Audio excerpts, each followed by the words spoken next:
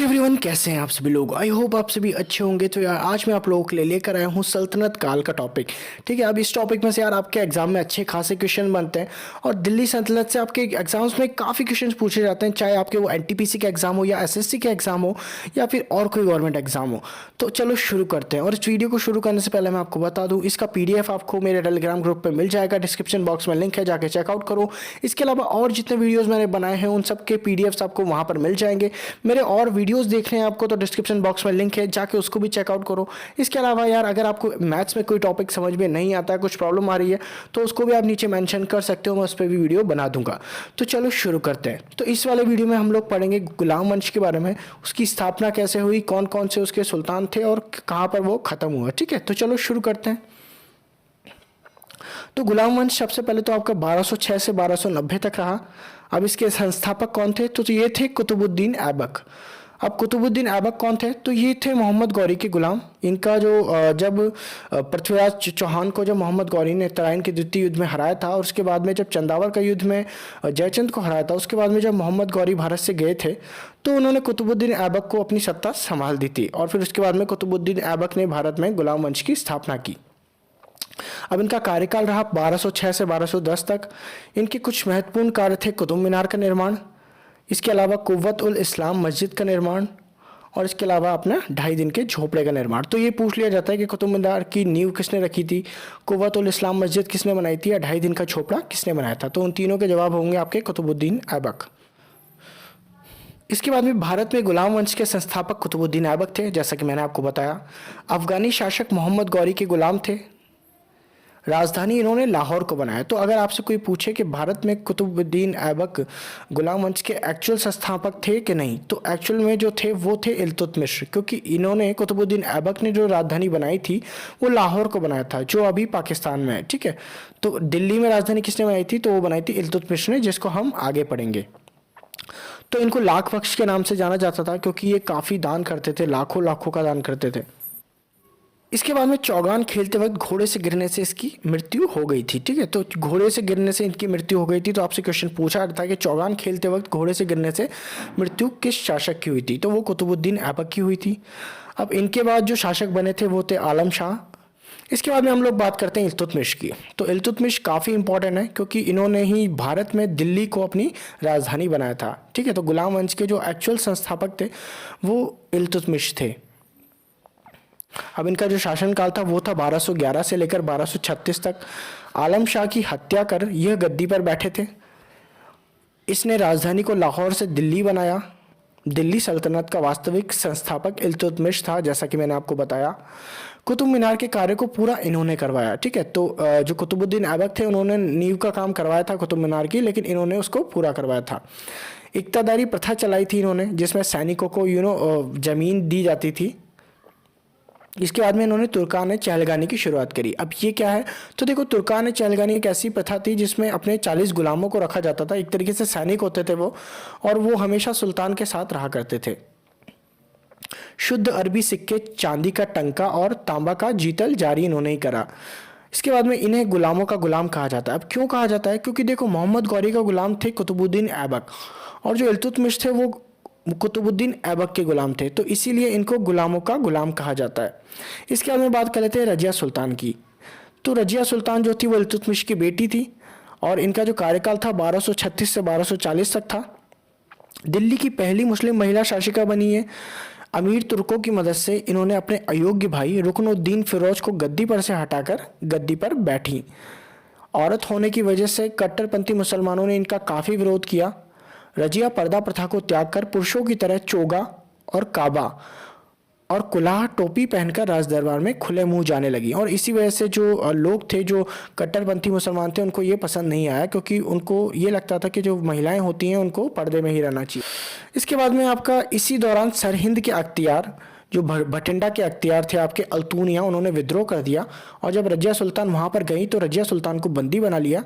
इसके बाद में जो दिल्ली की गद्दी थी वहाँ पर इल्तुतमिश के पुत्र मोइनुद्दीन बहराम शाह को बैठा दिया गया। रजिया ने अल्तूनिया से शादी करके पुनः दिल्ली की गद्दी प्राप्त करने की कोशिश की, किंतु बहराम ने केतल के पास डाकुओं के द्वारा उसकी हत्या करवा दी। ठीक है, तो जो बहराम था उसने अपनी बहन और इसके पति की हत्या डाकुओं के द्वारा करवा दी थी। इसके बाद में आते हैं बहराम शाह। तो देखो ये इतने इंपॉर्टेंट नहीं है, और इसके बाद में दो शासक और हैं, वो भी इतने इंपॉर्टेंट नहीं है, तो चलो उनको भी छोड़ थोड़ा थोड़ा देख लेते हैं। तो बहराम शाह के बाद आपके आते हैं अलाउद्दीन मशहूद शाह। ये 42 से 46 तक शासन में रहे। और इसके ठीक बाद आते हैं नसरुद्दीन महमूद। अब ये थे 46 से 66 तक। अब इनके बारे में सिर्फ एक बात ये जान लो कि ये जो है कपड़े सीने का काम करते थे, लेकिन बलबन ने इनको अलाउद्दीन मशहूद शाह को मारकर और नसरुद्दीन महमूद को कुर्सी पर बैठा दिया था। और 46 से 66 तक इन्होंने ही राज किया था। और साथ ही नसरुद्दीन महमूद को बलबन ने अपनी बेटी से भी विवाह करवा दिया था। अब बलबन कौन था? तो बलबन आपके इल्तुतमिश के गुलाम थे।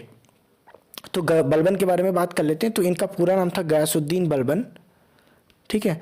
अब इनका जो शासनकाल था वो 1266 से 1287 तक का था।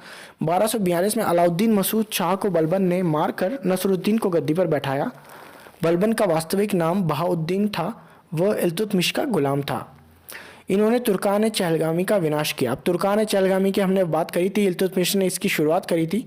और उसी तुर्कान चहलगामी का एक सदस्य था बलबन, जिसने बाद में बलबन के बेटे इल्तुतमिश के बेटे अलाउद्दीन मशहूद शाह को मार के नसरुद्दीन महमूद को गद्दी पर बैठाया था। तो इसीलिए इनको पता था कि कोई ना कोई गुलाम इनका जो है इनके खिलाफ विद्रोह कर सकता है, और इसीलिए इन्होंने तुर्कान चहलगामी को ख़त्म कर दिया। और इसके साथ साथ इन्होंने राज दरबार में सजदा तथा पैबोस प्रथा की शुरुआत भी करी। अब ये क्यों करी? ताकि सब लोग, सजदा मतलब झुकना, राजा के सामने झुकना, और पैबोस का मतलब पैरों को चूमना। तो इन दोनों प्रथा की शुरुआत इसलिए करी ताकि सब लोग राजा के सामने झुक के रहें तथा उनकी इज्जत करें। इसके बाद में फारसी उत्सव नवरोज की शुरुआत बलबन ने की। अपने विरोधियों के लिए कठोर लोह एवं रक्त की नीति का पालन किया। नसरुद्दीन महमूद ने बलबन को उलग खां की उपाधि प्रदान की। प्रसिद्ध फारसी कवि अमीर खुसरो और अमीर हसन बलबन के दरबार में थे। इसके बाद में गुलाम वंश का जो अंतिम शासक था शमउद्दीन कैमूर था। गुलाम वंश को ममलूक वंश के नाम से भी जाना जाता है। और अमीर खुसरो ने सितार और सरोद का आविष्कार किया। तो बस ये गुलाम वंश आपका समाप्त होता है। आई होप ये आपको पसंद आएगा। तो चलो आप थोड़े से क्वेश्चंस कर लेते हैं, जो कि आप काफ़ी इजीली कर लोगे अगर आप लोगों ने इस वीडियो को ढंग से देखा है तो आपका पहला क्वेश्चन है, किसको हराकर भारत में गुलाम वंश की स्थापना हुई? तो इसका राइट आंसर होगा ऑप्शन ए, यानी कि पृथ्वीराज चौहान। तो पृथ्वीराज चौहान को तराइन के द्वितीय युद्ध में मोहम्मद गौरी ने हरा दिया था। उसके बाद में उन्होंने अपने गुलाम कुतुबुद्दीन ऐबक को भारत छोड़ के और खुद चला गया था। इसके बाद में दूसरा क्वेश्चन है आपका, कुतुब मीनार का निर्माण किसने पूरा करवाया? तो इसका राइट आंसर होगा ऑप्शन बी, यानी कि इल्तुतमिश। तो हम सभी को पता है कि निर्माण कार्य पूरा इल्तुतमिश ने कराया था, और शुरुआत इसकी कराई थी कुतुबुद्दीन ऐबक ने। अगला क्वेश्चन है आपका, चौगान खेलते वक्त किसकी मृत्यु हुई? तो इसका राइट आंसर होगा ऑप्शन डी, यानी कि कुतुबुद्दीन ऐबक। अब क्वेश्चन 4 है आपका, लाख बख्श के नाम से कौन जाना जाता है? तो ऑप्शन सी इसका राइट आंसर होगा, यानी कि कुतुबुद्दीन ऐबक। क्वेश्चन 5 है आपका, इक्तादारी प्रथा किसने चालू करी?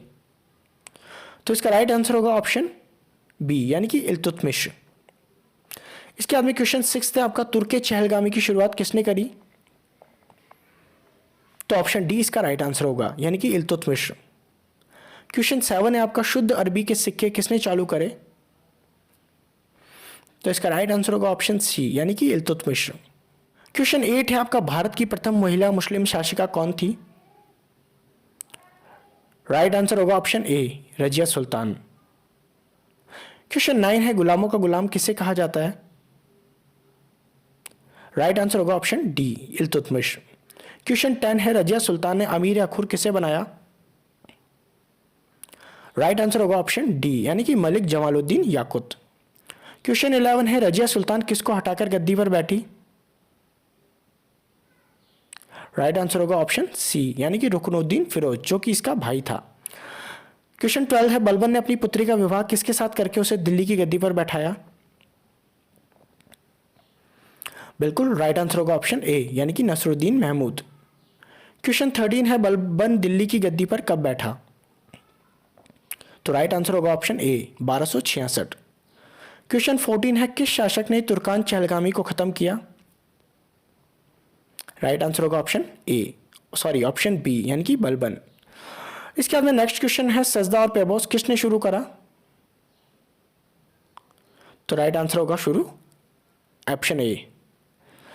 क्वेश्चन 15, पारसी त्योहार नौरोज की शुरुआत किसने करी? तो ऑप्शन सी राइट आंसर होगा, बलबन। क्वेश्चन 16, अमीर खुसरो किसके दरबारी कवि थे? Right answer option A, Balban. Question 18 है, अमीर खुसरो ने किस वाद्य यंत्र की रचना की? राइट आंसर होगा ऑप्शन डी, ए और बी दोनों। क्वेश्चन 19, भारत में गुलाम वंश का वास्तविक संस्थापक कौन था? तो ऑप्शन बी राइट आंसर होगा, इल्तुतमिश। अब क्वेश्चन 20, किसने गुलाम वंश के अंतिम शासक को मार के नए वंश की स्थापना की? इसका राइट आंसर आपको कमेंट बॉक्स में देना है। और अगर आपको वीडियो पसंद आया तो लाइक करना, चैनल पर नए हो तो सब्सक्राइब करना। मिलते हैं आपसे अगले वीडियो में, बाय बाय।